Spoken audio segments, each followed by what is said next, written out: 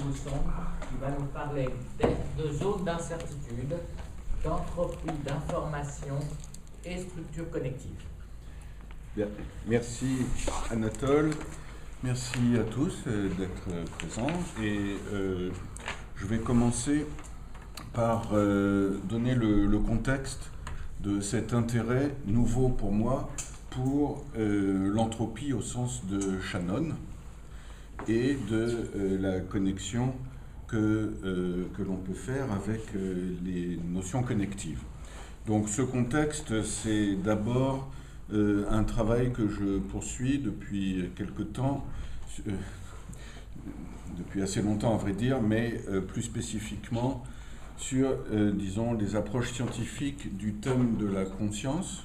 Donc, et s'agissant de la conscience, il y a donc une théorie depuis une vingtaine d'années qui est l'objet d'un certain nombre de débats et qui est assez mathématisée, qui est la théorie de Tononi, qui s'appelle la théorie de l'information intégrée.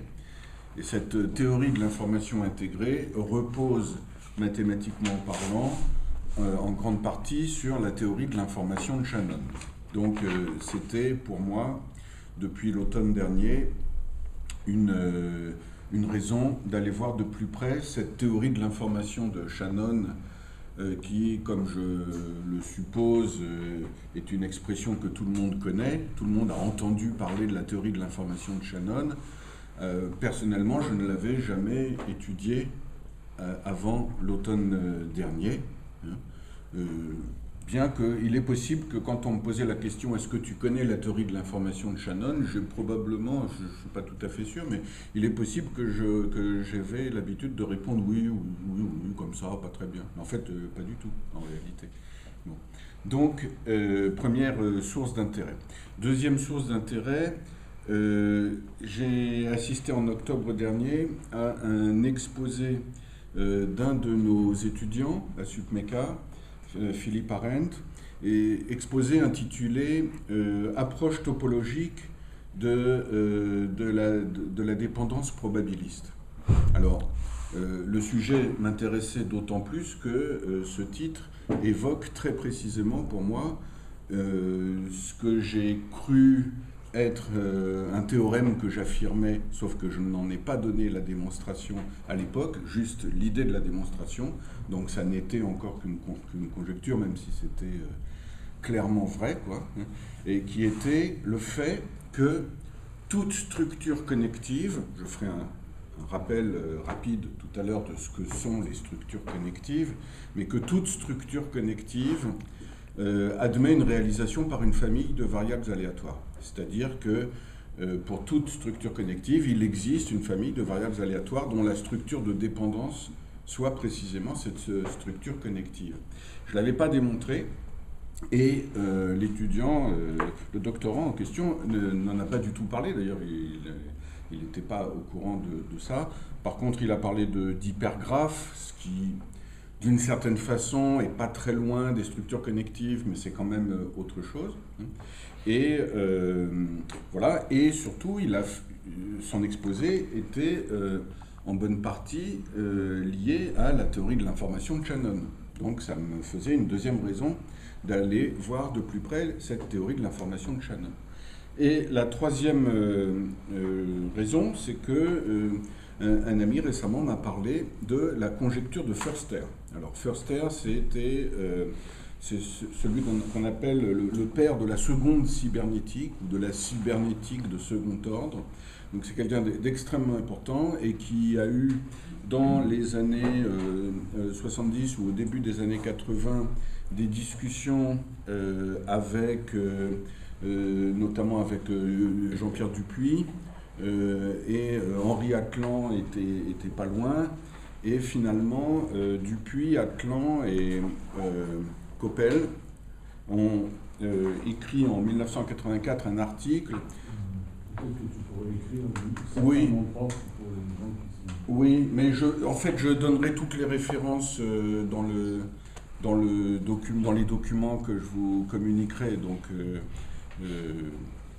et donc ces trois-là, dont au moins un mathématicien, donc Coppel, ont donc rédigé un article, en fait une note, dans laquelle ils disent formaliser et démontrer la conjecture de Förster. Bon. Mais c'est assez elliptique et en tout cas moi ce qui m'a interpellé c'est la présence de certaines expressions très difficiles pour moi à interpréter. Je vais vous l'écrire tout de suite. Il y avait quelque chose comme ça, à un moment, quelque chose comme ça,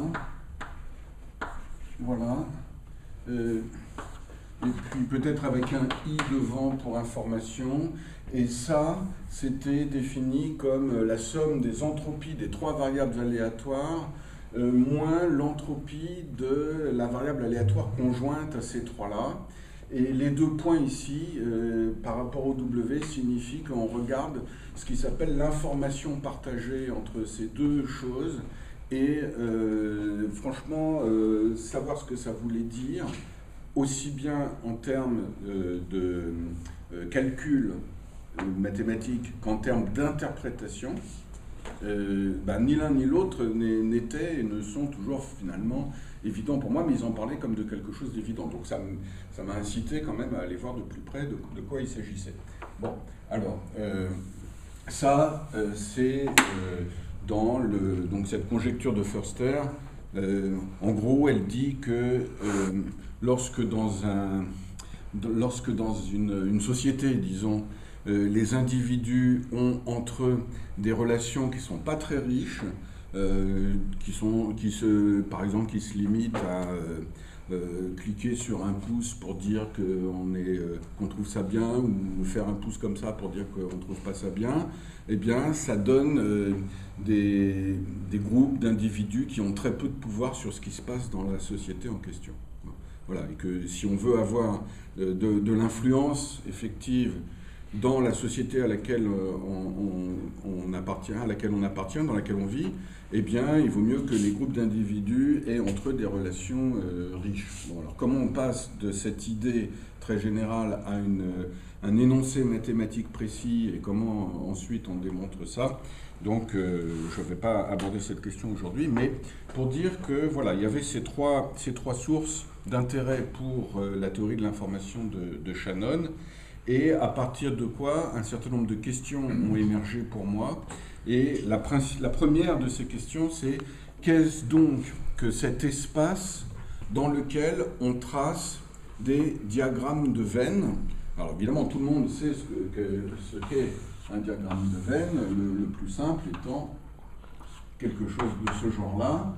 Vous avez X et Y qui sont des ensembles, et puis ça représente l'intersection de X et de Y, et tout ça représente l'union de X et Y. Et en plus, on peut faire apparaître des zones telles que celle-ci, qu'on va noter X privé de Y. Et voilà, bon, c'est des choses qu'on apprend à partir de la grande section de maternelle, en tout cas de mon temps, c'était comme ça, c'est dans ce cadre que j'ai appris ça, personnellement. Ça ne s'apprend plus, et c'est bien dommage parce que c'est quand même très structurant. La section maternelle, c'est non.